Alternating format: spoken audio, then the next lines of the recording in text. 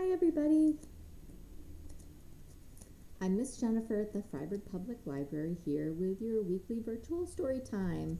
And happy Easter everyone. It's Easter weekend and with that in mind I have an Easter themed story for you, or rabbit themed story actually, from a book we have here in our collection called Hop to It, a Scholastic Easter Treasury. So all kinds of Easter stories.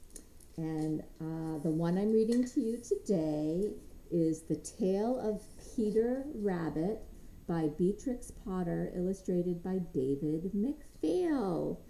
When I was a little girl, my mother used to read me this story, and then when my children were little, I read them the story as well. So this is a story that has been popular in my family and brings back a lot of happy memories for me. So, The Tale of Peter Rabbit.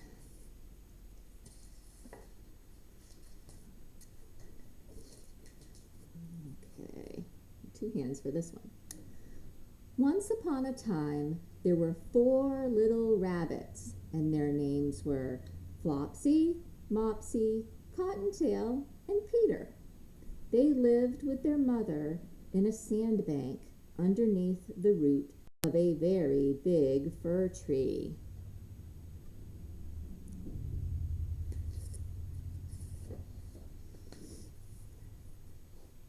"Now, my dears," said old Mrs. Rabbit one morning, "you may go into the fields or down the lane, but don't go into Mr. McGregor's garden. Your father had an accident there. He was put in a pie by Mrs. McGregor.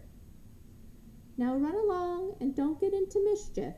I am going out."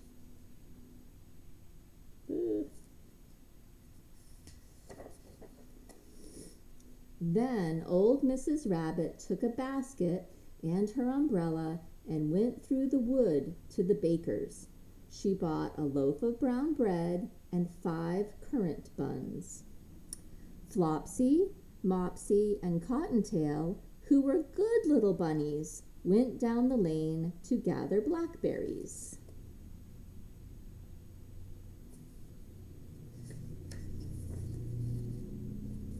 But Peter, who was very naughty, ran straight away to Mr. McGregor's garden and squeezed under the gate. He ate some lettuces and some French beans, and then he ate some radishes, and then, feeling rather sick, he went to look for some parsley.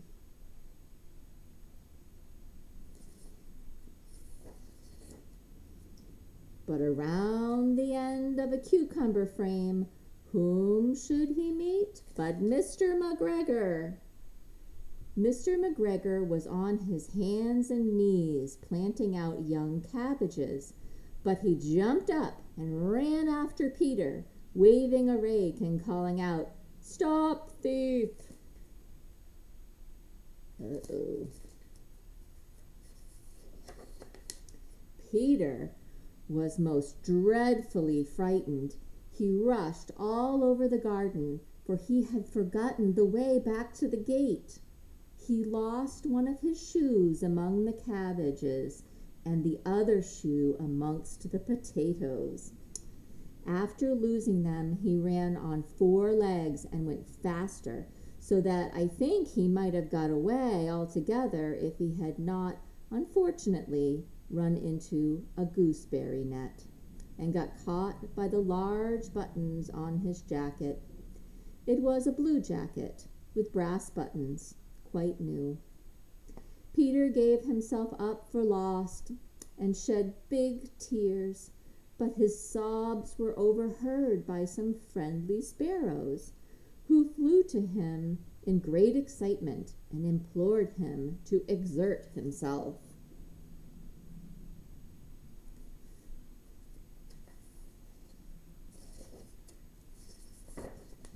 Mr. McGregor came up with a sieve, which he intended to pop upon the top of Peter, But Peter wriggled out just in time, leaving his jacket behind him, and rushed into the tool shed and jumped into a can. It would have been a beautiful thing to hide in if it had not had so much water in it. Mr. McGregor was quite sure that Peter was somewhere in the tool shed, perhaps hidden underneath a flower pot. He began to turn them over carefully, looking under each.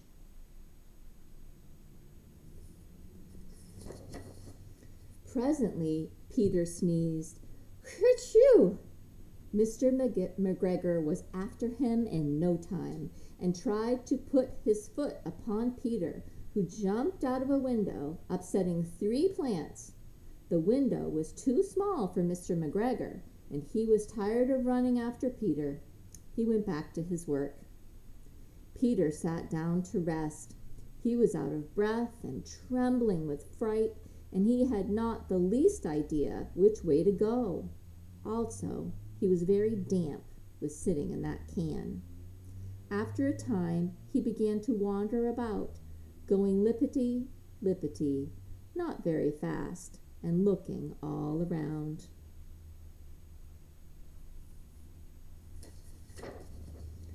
He found a door in a wall, but it was locked, and there was no room for a fat little rabbit to squeeze underneath.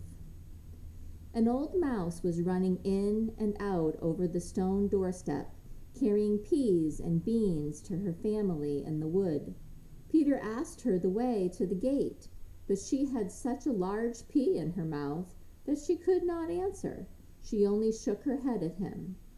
Peter began to cry.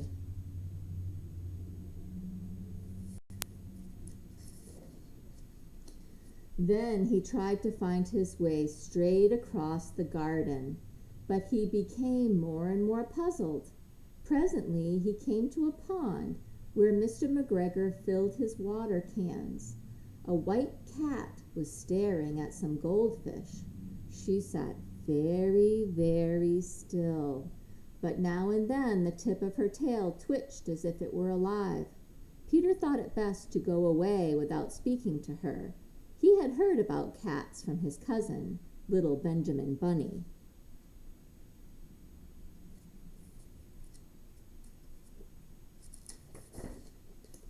He went back towards the woodshed, but suddenly, quite close to him, he heard the noise of a hoe. Scritch, scratch, scratch, scritch. Peter scuttered underneath the bushes. But presently, as nothing happened, he came out and climbed upon a wheelbarrow and peeped over. The first thing he saw was Mr. McGregor hoeing onions. His back was turned towards Peter, and beyond him was the gate.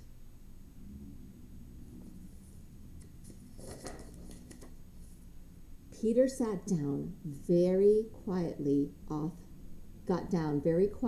off the wheelbarrow and started running as fast as he could go along a straight walk behind some black currant bushes. Mr. McGregor caught sight of him at the corner, but Peter did not care. He slipped underneath the gate and was safe at last in the wood outside the garden. Mr. McGregor hung up the little jacket and the shoes for a scarecrow to frighten the blackbirds. Peter never stopped running or looked behind him till he got home to the big fir tree.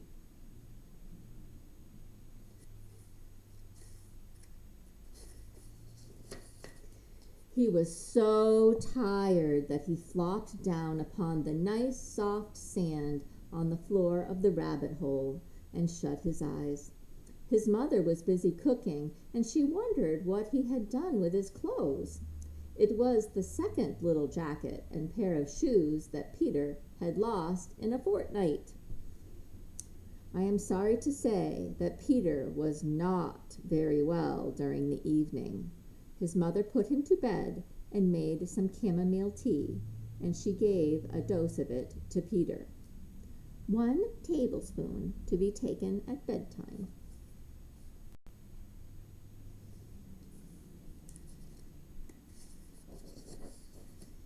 But Flopsy, Mopsy, and Cottontail had bread and milk and blackberries for supper.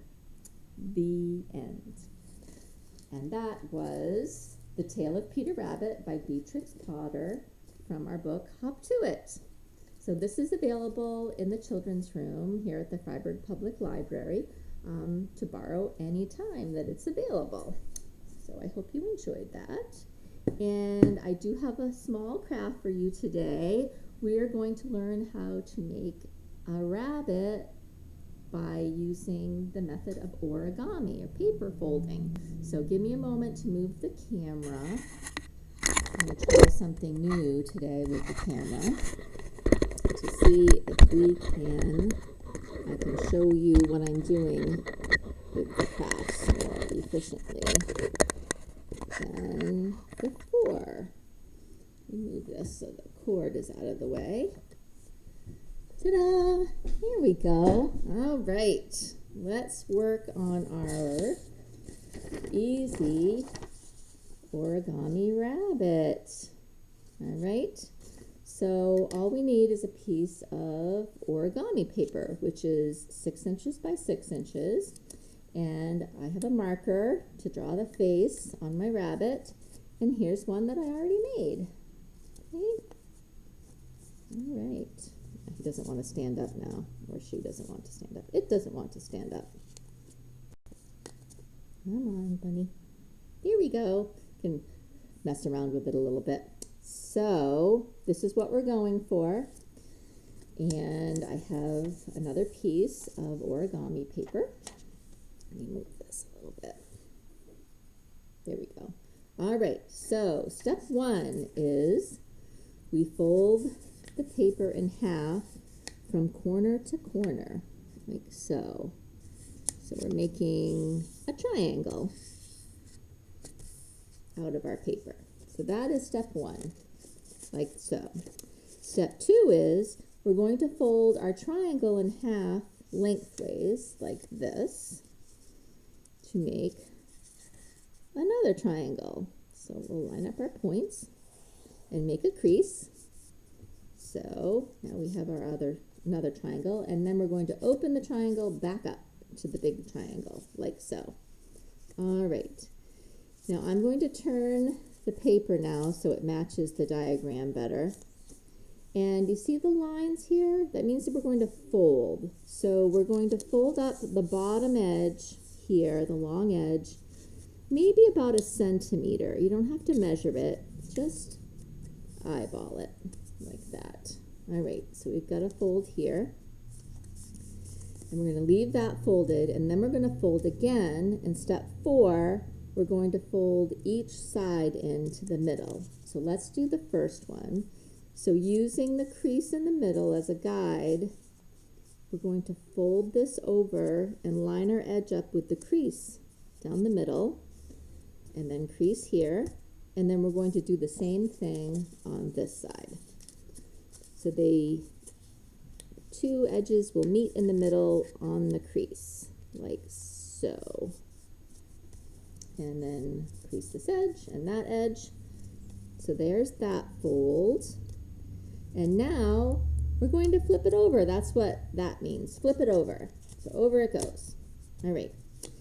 And now we're going to take this top pieces of paper here, and we're going to fold them in, not out, but in, maybe about 1 centimeter or so, like that, and crease it. So we've just done step 6. And then step 7 is we're going to go down to the bottom here, and we're also going to fold that under, like so. All right, and that'll be our base. So we've done all of our folding. We've got our bunny all folded, our rabbit. And now if you'd like, you can draw a face on it. So that's what my marker's for. And I'm just going to put a couple of eyes. And you can use any color marker you like, any paper you like. It can be plain white paper. You just need a 6x6 piece of paper. Is the size that we used. You could even make it bigger if you wanted to. It just needs to be square to start. All right, and a rabbit nose. And then I'm going to add some whiskers to my rabbit. All right, so there's the face. And then I'm going to bend this flap in the back enough to stand it up. And there is my rabbit. Oops, oh, I messed it up. Stand up, little rabbit. There we are. An easy origami rabbit for Easter. All right, that is all that I have for you today. Thank you for joining me here for story time and for our little craft time. And I'm looking forward to seeing you all the first Saturday in May, May 7th, here at the library for back to in-person story times. And I'll have stories to read and a craft to do, and hopefully it will be a beautiful sunny day. Until then, happy Easter, happy spring, and I will see you next time. Bye-bye.